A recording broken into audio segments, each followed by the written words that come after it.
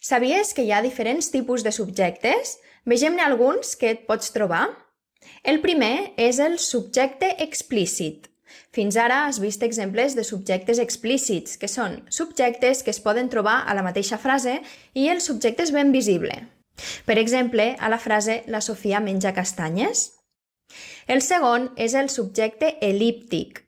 De vegades es pot elidir el subjecte perquè en realitat ja saps quin és. En català, això acostuma a passar amb els pronoms personals forts en funció de subjecte. No cal dir-los perquè el verb du la marca de persona i, per tant, se sobreentenen.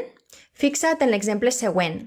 Hem anat al cinema. No cal dir nosaltres, però sabem que nosaltres és el subjecte. El tercer és el subjecte impersonal. Què vol dir això? Pot ser que trobes una frase que simplement no tinga subjecte.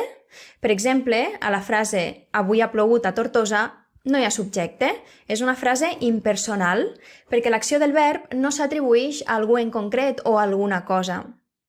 Les oracions amb el verb haver-hi també són impersonals. Per exemple, hi ha molta gent a la cuina.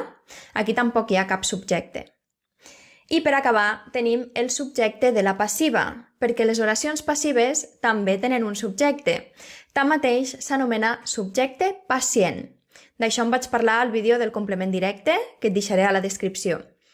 A les frases passives, el subjecte de l'oració activa passa a ser complement agent i el complement directe de l'oració activa passa a ser el subjecte pacient. Pot parèixer enrevessat, però segur que ho entens amb l'exemple de la pantalla. En veu activa, el Carles ha contractat un cuiner.